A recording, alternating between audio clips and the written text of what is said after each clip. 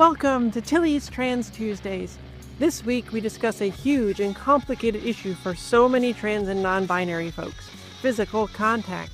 Love it or hate it, here comes Trans Touch 1 Personal Experiences.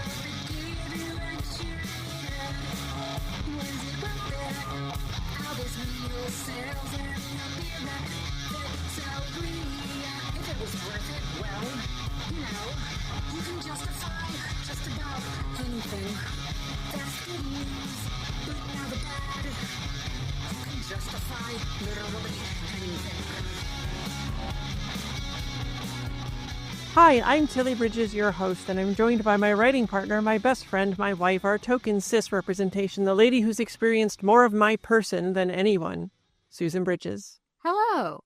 Our guest this week is Erin Rodriguez, a Southern California-based painter and color designer for animation and comics. She's worked on shows like Praise Petey and the upcoming King of the Hill series, as well as colored stories for The Loud House and Los Casagrandes for Paper Cuts graphic novels. Whenever she's not creating, she's watching horror movies, listening to punk music, or reading comics. Welcome, Erin. Thanks for having me. Okay, so for folks who don't know, do you want to let them know what exactly a color designer does? A color designer usually tends to go through and make the colors of a show when it comes to like characters or props or even special effects. So we just make sure that everything is cohesive in a show or even like comic or, things of that nature. Yeah, I think a lot of people probably don't realize how jarring it can be if something as simple as color on certain things doesn't match up throughout like the entirety of an episode or a book. It'll like immediately pull you out of the story and you'll be like, why did that shirt change color or something? It's probably a lot to track. Is it tough? It can be. So a lot of when it comes to color design, obviously you want to make sure that everything's consistent, but also consistent with like the mood and story Sure. and things of that nature. So it definitely can be tough to track, but it's it's a hard job to fill. Are there a lot of color design jobs out there? I mean, I would figure like every animated show needs one, right? Pretty much. So Yeah, with the entire animation industry, it's a really tough job to get into right now. I've, gotten to help a lot of different people, but in terms of like having a full-time color design job these days isn't feasible, unfortunately. yeah. So, yeah, it is a little tough. Hopefully there are, I think tax incentives or things that are coming out for California as of Yeah. recent. The Hollywood tax incentive. There, hopefully we're going to see more animation jobs in the future. Yeah, ideally. It's been just as bad for writers. It took us 2 years between writing gigs on an animated show. So it's been hard out there. Yep. Yeah, it's hard for a lot of creatives, unfortunately. Yeah, the whole industry is a little on fire right now. But let's move on to happier things. So for you, what has been the best thing about transitioning? The best thing about transitioning has to be how I'm so much more like in tune with my body. Yeah. I've been so much more careful with how I intake things. I would say like my body is a temple, but it's not necessarily as that. It's more so like, oh, I actually want to continue living. I want to continue putting effort into my body, exercising, eating a little bit Yeah. better. I have a cookie next to me. We're not going to discuss that. That's because I really want one. Cookies are good. Yes, but it is one of those things where I am taking care of myself a lot more. I was afraid of the dentist for a very long time, Yeah. and I finally went like last year, and I was very scared, but I'm like, you know what? I want to take care of this of who I am, so I ended up going and faced my fears. That's hard to do. Well done. Good job. Thank you. Yeah, I've heard that from a lot of trans people, that it's just because beforehand it's like, this body wasn't mine. I don't care about it, And so Yes. it's, yeah, So finally feeling like you have some agency over yourself and feeling at home in your own body can suddenly make you want to take care of it. It's so wild. Exactly. Having Yeah. you are in control now. So that is yes. Yeah. Okay, so then on the flip side of that, what has been one of the worst or most difficult parts of transitioning for you? Because I care so much about my body, I tend to look at it very, very critically, much more than a lot of Mm, other people. sure. Things of like, I don't know, like shoes are a very difficult problem, or just seeing my body, it can be very, hit or miss. Some days I feel incredibly, I can wear the clothing that I want and I feel very empowered.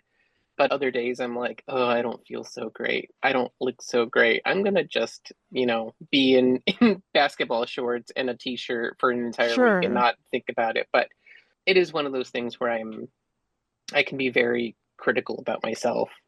And that's, I can hit the highest of highs, but also, the lows are very extreme too. Yeah, I think that's something that even, pre-transition as trans women, that we absorb these sort of casual cultural misogyny out there about policing women's bodies. And so I think that, when we finally start seeing ourselves, all of that we've internalized unknowingly throughout our lives, we suddenly have to deal with it. And that's not fair. But I don't think that's just exclusive to trans people, because I think a lot of cis people go through that too sometimes, critical of our own bodies, especially women, right? I mean, how do you feel, Susan? Does you feel that societal pressure? An incredible amount of pressure. And, Yeah. like on not even like who looks beautiful, but like, do you deserve to exist? Yeah, Like, it's really rough. it is. So it's like layers, right? Transphobia and fat phobia and Misogyny misogyny, and it just all is a whole big and ageism. crappy sandwich. Yeah, it sure is. That just varies in the percentages of all those different things, Yeah. I guess. It's funny that you mention all of that crappy sandwich because I do tend to follow a lot of like plus size, content creators or fashionistas or whatever. And since I've started transitioning, viewing their content or whatever, definitely makes me feel more empowered and I feel way more Yeah. better since I've transitioned, what, 5 years ago or whatever. So it's very helpful for having other people who are just out there existing and you're like, hey, you look great. I can, I see myself in you too. That also goes for a bunch of trans women or whatever. So combating Yeah. that crappy sandwich with a positive sandwich, probably.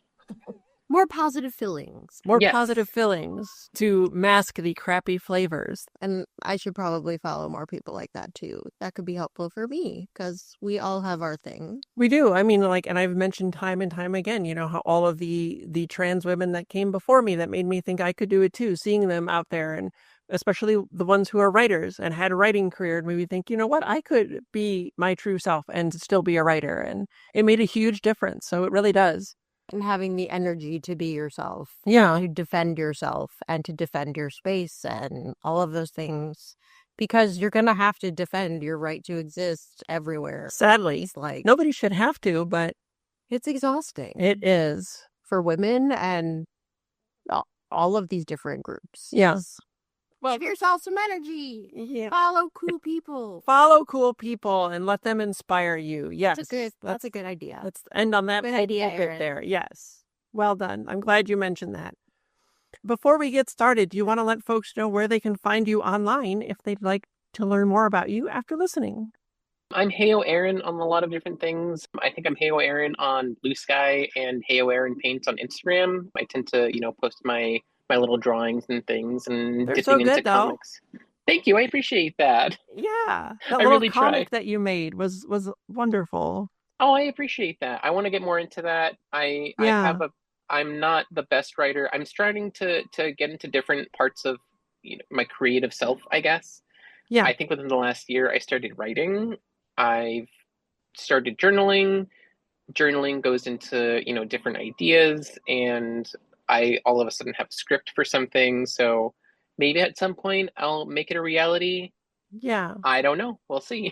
That's how it gets you. You start small and then suddenly you can't stop. Take it from me, I know. Absolutely. It's it's so cool because like I get to make my own little worlds a reality and Yeah.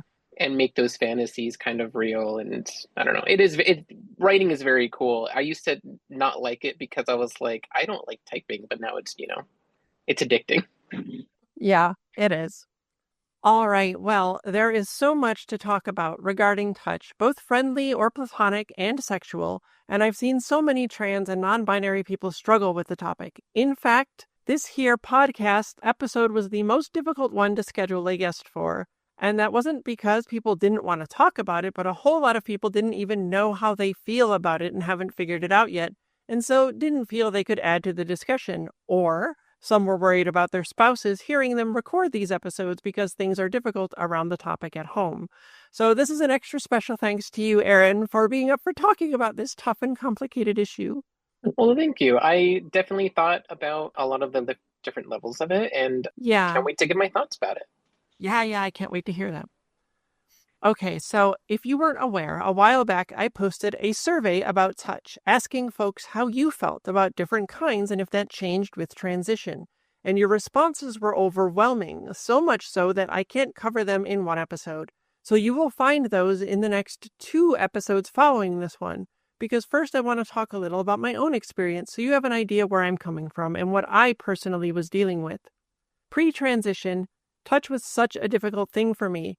For reasons I talked about in episode 59 on gender dysphoria, my life, such as it was lonely, isolated, terrifyingly empty.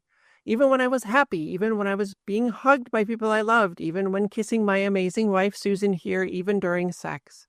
I hated being touched by anyone who wasn't Susan, and I only acclimated to her touch after a long time.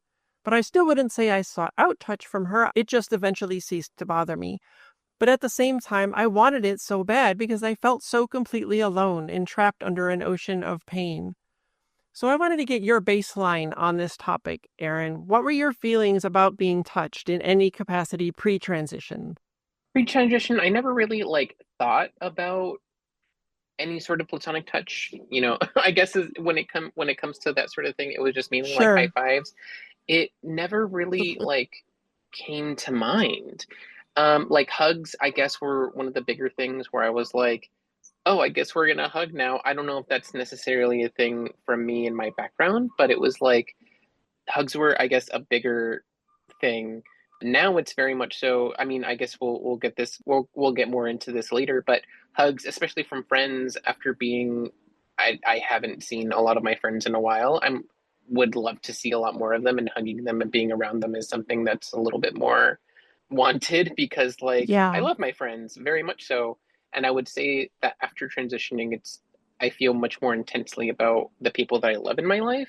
So pre-transition, it never really came up. I never really thought of oh, I want to hug my friends, feeling my friends, or whatever it may be. Not as much. It wasn't as apparent. No.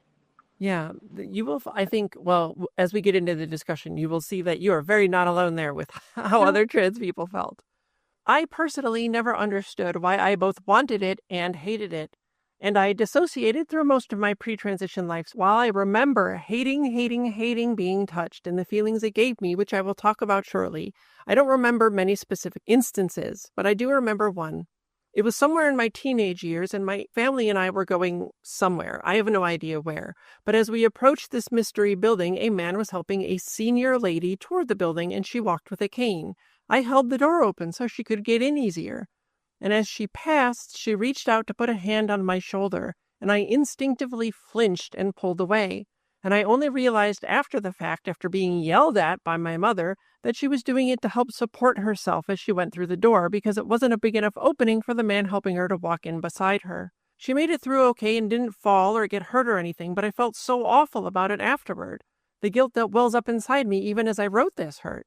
A lot. I do everything I can, always, to help absolutely everyone I'm able to. Not helping, if I have the ability to do so, just isn't an option for me. It's why Trans Tuesdays exist. Like I talked about way back in the very first episode of this show. And here was a woman who needed my help, and I denied it to her for my own selfish reasons. And at the time, I didn't even know why I did it. I just knew I did not want her to touch me. And that had nothing to do with her and everything to do with me and my dysphoria, which I didn't even know I had at the time. I just knew that being touched by anyone for any reason at all was absolutely not good. The one pseudo-exception to that was things of a sexual nature. Sex itself, sure, but not just that. Even kissing a girlfriend or holding hands as we walk through the halls of our high school. And if holding hands doesn't seem sexual to you, that's because it's not. But when my body was a raging mass of hormones, the wrong hormones, and confusion at that age, even holding hands with my girlfriend sent sexy little jolts through me. Ah, to be a teen! If only I had been able to be me in those years, how different might it have been? This is actually something I wrestled with for a long time, as discussed in the 2 episodes on trans grief and episodes 48 and 49 of this podcast. My sex drive allowed me to get past my aversion to sexual touch, but only with people I'd grown emotionally close to and could trust. I'm not demisexual, by the way. I just needed to really feel comfortable with someone to get past my dysphoria enough to even think about sex. But even then, well, I didn't know it at the time, but I dissociated through all of it. Even once I was married to Susan here, who I love and adore and is the sexiest, most beautiful woman I have ever seen. You're very sweet. It's all true, though. I was not present for any of it, mentally or emotionally. I was entirely disconnected from my body through all of it. I could allow my body to do whatever it was that it did during sexy times, but I was not really there for any of it. If it got the urges out of me for a while, fine. What was the idea of sex or any kind of consensual sexual contact like for you pre-transition, Erin? Was it miserable? Did you find any joy in it? It's so funny because when you say that if it got the urges out of me for a while, fine, Yeah, that's kind of how it felt, I guess. It's the best way to put it, where it was like, it felt very, I don't know if temporary is the best way to put it, but it just felt very like, you know? yeah, It didn't feel very in my body, I guess. Yeah, that is the best way to put it. yeah. That is, again, I think, a thing that we will see once we get into the results in the next couple episodes, how common that is, I think, for a lot of us to go through. I still never wanted anyone to touch me. I would shake hands if it was expected of me. I'd hug friends if they tried to hug me first, because I was taught you hug people who want hugs and you let them kiss you on the cheek if that's what they want to do, even if you don't want it. But when I look back at that, it seems so gross and unacceptable. It's my body. Why should anyone else get to do what they want to me if I don't want them to? In fact, even pre-transition, Susan and I told our kid that he didn't have to hug or accept kisses from any relative if he didn't want to. It's up to him, and that's how it should be. I actually haven't so much as kissed his cheek in years now, because I asked him if he minded me doing it, and he said yes, so I stopped. We hug, and that's wonderful, and if that's all he wants, that's okay. I wish I could give him little kisses on the cheek still, but that's my problem, not his. I respect him far too much to force him to accept something he stated he does not want. And what you're hopefully seeing here is that this is inextricably linked to bodily autonomy, and not just in terms of who's allowed to touch us when and under what circumstances. In episode 55 on bodily autonomy, you can hear that discussion is mainly around my tattoo. Tattoos which I never understood or could imagine anyone ever wanting pre-transition, because my body never felt like it was mine. And that's the crux of what the issue of touch revolves around for me. And based on the data from the survey so many of you filled out for many other trans people as well, every time anyone touched my body, it hurt because it reminded me that my body was there, but it wasn't my body. So it'd spike my dysphoria something awful, and instead of pulling me out of the depths so I could breathe, it shoved me even farther under the surface and away from any kind of relief. During transition and even post-transition, and I don't know that I consider myself post-transition yet because I'm not sure it will actually ever end, but it's definitely at a point where it's a gradual incline and not a rocket to the stars, that all began to shift. Because as I came more into myself, became more in touch with who I really am, came to feel as if my body was actually my body, touch electrified me. Not in a sexual way, unless it was a sexual touch, but in a holy shit, this feels amazing way, because now, this is really hard to explain, okay? My dysphoria is mostly gone these days, even though it pops up here and there occasionally. But mostly I am out of those depths and flying free in the skies above. See the Gender Euphoria essay at Tilly'sTransfusionTaste.com for more. And touch, it sends me into effing orbit. Because unlike before, when it reminded me that my body wasn't mine, now it reminds me that my body is mine, that whoever is touching me, hugging me, putting a hand on my arm, kissing me, whatever, sees me for who I really am, and wants some form of contact and intimacy with me. Okay, so you talked about this a little bit, Erin, but there's been a shift for you in how you think and feel around being touched with transition. What is it like for you now? So much more now. It's very much so an emotional thing. Yeah. It's much more like I miss this person, or I love this person, or I care about this person. And it's so much more emotional, deeply more emotional than just, the touch thing. Even like with my parents, I never really hugged my mom a whole lot, only because it just didn't feel very like loving, I guess. Now, because I do care about my body, I care about my family, I suddenly care about all these things. Yeah. I'm asking my mom, hey, do you want to go do that thing that you really want to do? I know dad doesn't really like taking you to these things, so I will go take her. I will hug her. I appreciate her so much more. Or even my brother and my sister. I'm very much so like, it's so much more being present with them to be Yeah. like, I don't know how long I'm gonna be able to hug my brother or my sister or mom for much longer, but this feels amazing. I love them very much, and it's my way of showing how I care. So Yeah. that's I definitely feel as though, compared to pre-transition me and who I am now, is caring. That is kind of the baseline, is I care so much more of everyone who is here now. Yeah, I do too, because I think like pre-transition, I felt so awful and the world felt so broken and everything felt muted, even my own feelings. Like I had feelings, but I couldn't access them very well. I couldn't express them very well. And I love what you said about how it, like hugging people that you love and care about makes you feel present with them, because it does. It's like we are here together. I am here with you. And it took me so long to get here with you. And it's amazing that I'm here now. And it makes me feel so good. Yeah. Yeah, that's exactly how it is. I am here now. Erin is here now. We are experiencing this together. Yeah. It's so good to feel like you are together with other people that you care about. And you don't even realize for so long, I think, how much you missed that because you weren't getting it. You didn't, have anything to compare it with. Especially when you said that it was like you felt muted. That's kind of what I meant earlier. That's the perfect way to put it, where my feelings were muted. My feelings towards feelings being touched, it felt muted. Yeah. Did you notice any difference, Susan, like before reading this, when I did this whole write up on stuff, and how much, like, what was I pre-transition with you, our life together? What was it like?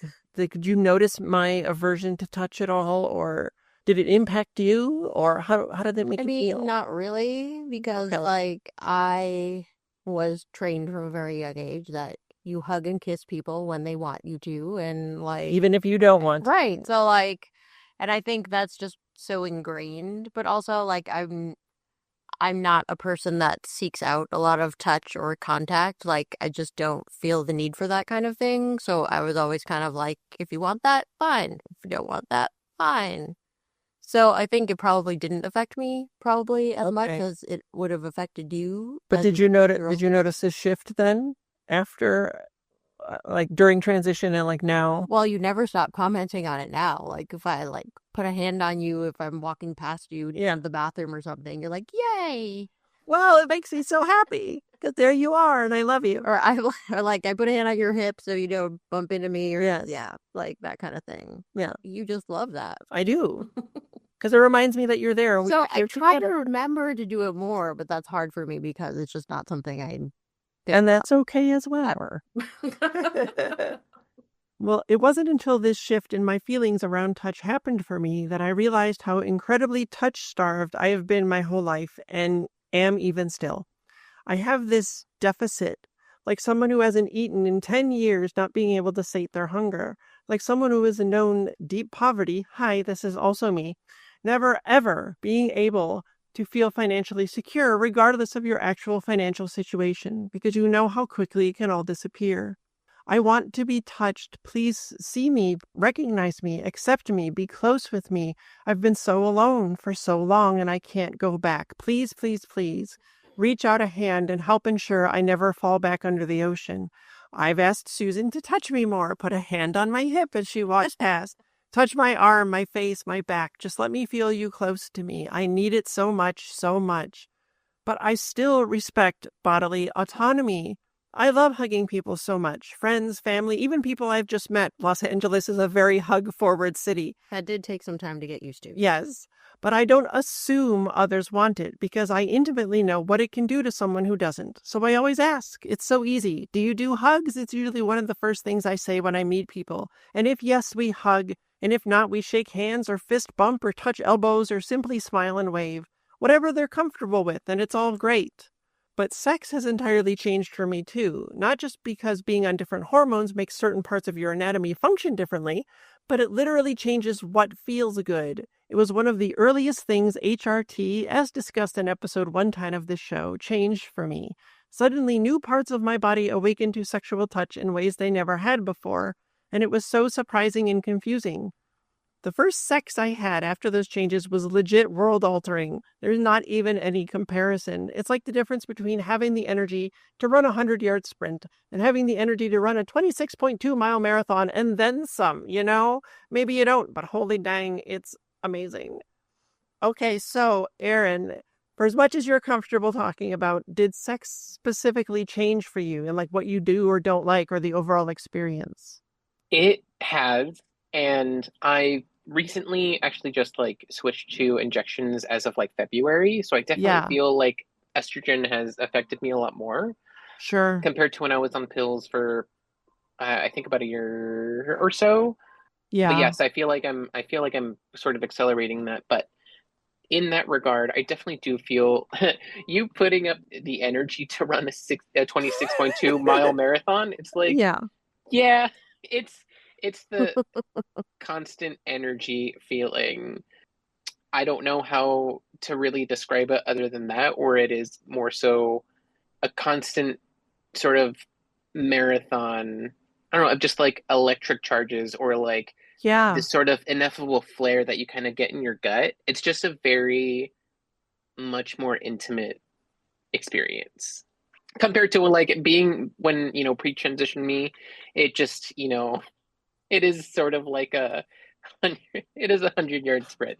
That is the perfect like comparison. That is so funny. Oh, thank you. But yes, that is the differences where like, yeah, it is much more ineffable flare in my tummy.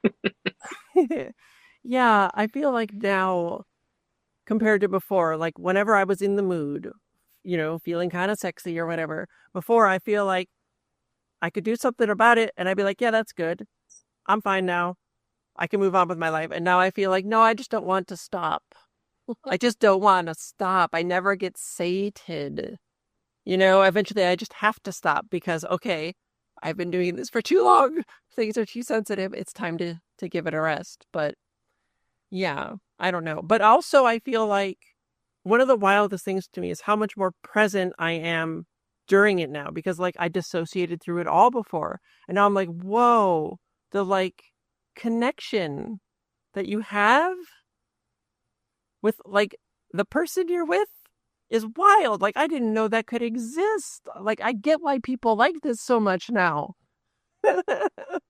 Yes, the connection between like, especially with your partner, or like having obviously like you're probably are doing it with someone that you very much love with, but it is having that connection where having that feeling tied to that other person. Again, it's sort of like weirdly ethereal. I don't want to say weirdly, but it is ethereal. It is the connection between two people who very much love each other, and it's almost indescribable. But yes. Yeah. All right, well, over the next couple of weeks, we're going to get into the results of the survey I ran and the overwhelming amount of data you flooded me with and see if we can find some commonalities. Thanks for being here, Erin. Thanks so much for having me. For me, I feel like I'll never, ever get enough touch and hugs for as long as I live. So if we meet, yes, know that I will gladly hug you if you want. And I give amazing hugs because I know the value of them to those who want them. It's not just a greeting or a goodbye. It's pulling our hearts together and holding each other in our arms, saying, I see you and I've got you. And that's magic. Tilly Bridges, end transmission. Tilly's Trans Tuesdays is hosted by Tilly Bridges and Susan Bridges, with audio editing and sound mixing by Jillian Morgan. The written essay version of this week's topic and all past topics is available at tilliestrans.tuesdays.com. Special thanks to Daisy and Jane for the use of Sorry Not Sorry as our show's theme music. Please stop by and show your support at daisyandjane.bandcamp.com and soundcloud.com/daisyandjane. You can find me at Tilly Bridges on Blue Sky and on Mastodon at tillybridges at mastodon.social, and you can find Susan on those at Susan L. Bridges. You can find Jillian at Audio Jillian on Blue Sky. You can join the Tillyverse Discord server by following the link at the very bottom of tilliestrans.tuesdays.com. We hold regular watch parties for the Matrix films and other trans movies where I do a live Q&A, and it's blossomed into a wonderfully supportive, compassionate, kind community of friends. We'd love to have you join us. If you'd like to keep up with all the writing that Susan and I do, you can sign up for our newsletter at birdguestbroadcast.com. If you enjoy this show, please take a moment to leave us a rating on Apple Podcasts. The largest segment of our listeners find the show there, and more reviews equals a higher profile, which means it will reach more of the people who need it. Thank you for your support. For more information, visit pendantaudio.com. Thanks for listening.